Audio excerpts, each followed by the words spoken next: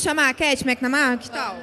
Galera, quero ouvir barulho agora aí, hein? Ó, você que é fã de Arrow, você que é fã de Shadowhunters. Vamos fazer um barulho aqui para chamar e para receber Katherine McNamara!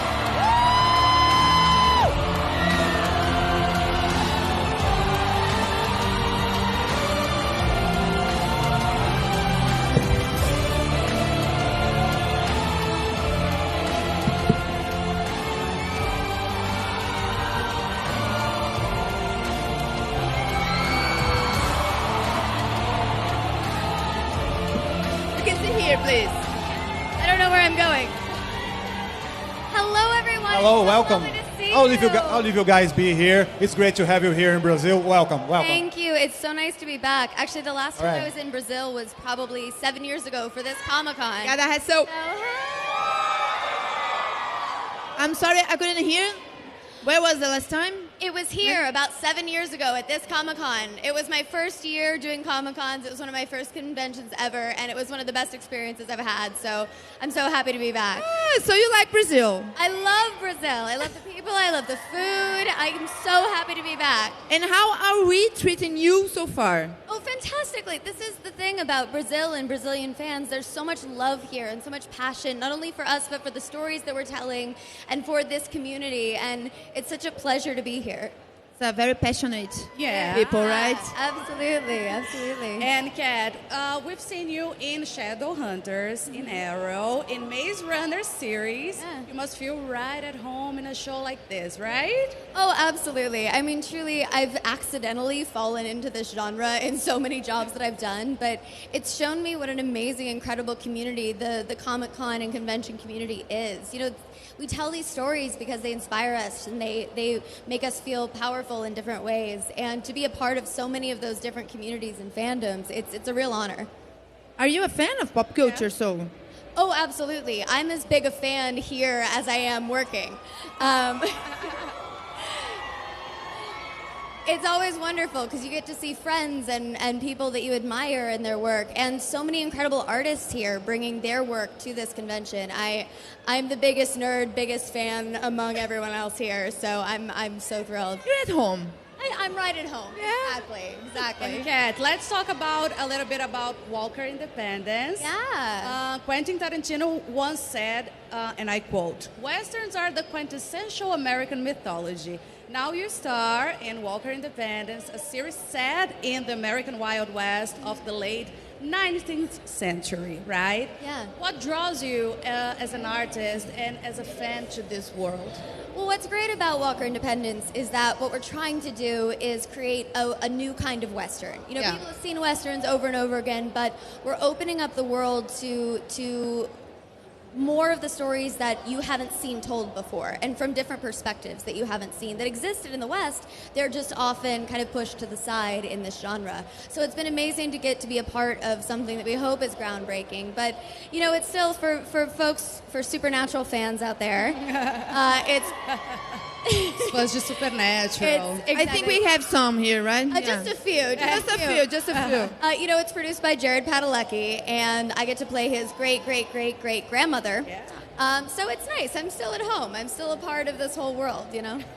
Nice. And how close do you think is Walker Independence to a portrait of the Western lifestyle? It's... As we know stay it.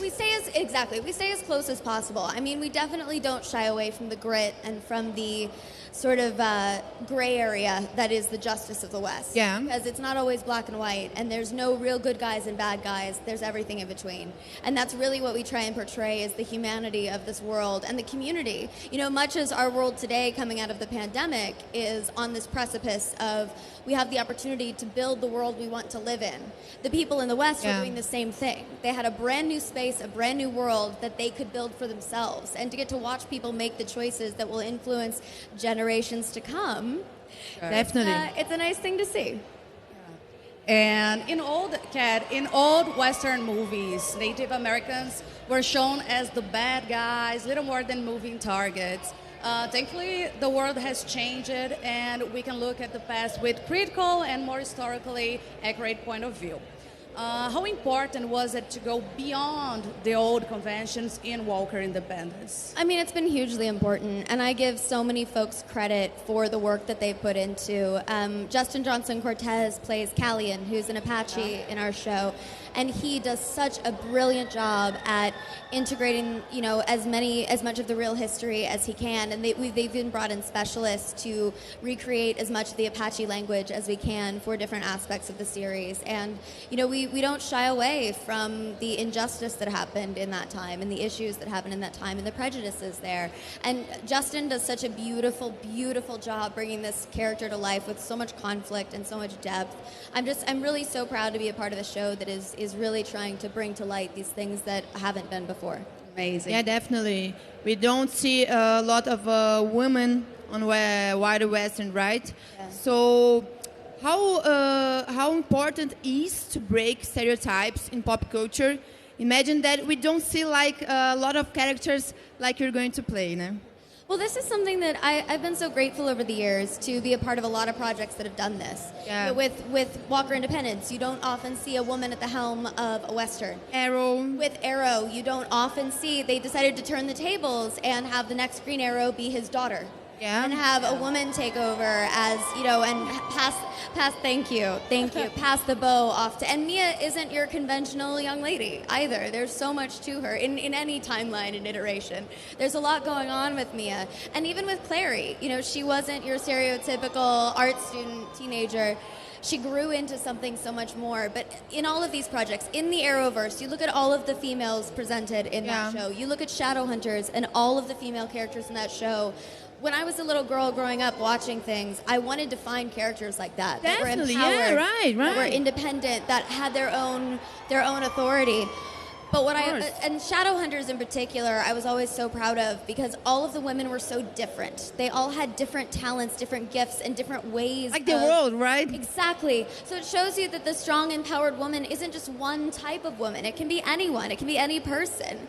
Anyone can have their own sense of authority and their own agency and become their own hero. It's just all about the choices that you make. Yeah, definitely. Thank you. Yeah, indeed. And can you tell us a little bit more about Abby? Because, of course, she is the lead in a Western series like Mari was talking about. And tell us a little bit about that lead female character. Yeah, so Abigail Walker is not your stereotypical woman from the 1870s. From the beginning, you see that the relationship she has with her husband and everything else is very different. It's more of a partnership. There's not that subservient sort of relationship there. But then within the first 15 minutes of the show, her husband is murdered, her entire life goes up in flames, and she's left to die alone in the desert. And you get to see a woman who has a choice. She could become a victim of her circumstance and crumble under the pressure. Yeah.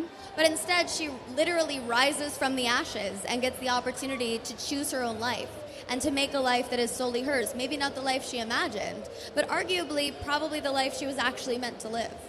Thank you so much for all these roles that you are playing that actually are inspiring us, as women. Sure. So thank you so much for that, really. Yeah. Well, it's my honor. From the bottom of my heart, I appreciate it so much. And I'm afraid we're running out of time. Yeah. So much. Thank you. Really, thank you. Gente, essa foi a Kat McNamara. Can I take a quick thing for Instagram? Sorry? Can I do a quick thing? Of course. She wants to take a picture for her Instagram, right? Of course. I can get my phone to work. Ela é demais, não é, gente? Não é maravilhosa? Perfeita.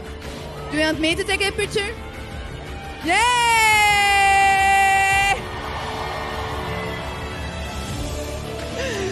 Thank you so much. Thank you, bye-bye.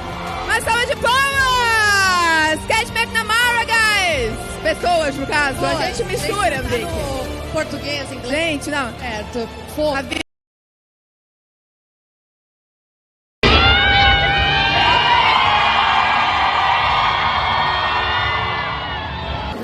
Once again, I say this all the time, but I'm so proud of the Shadow Band because time and time time again, it is in a place of love and a place of joy.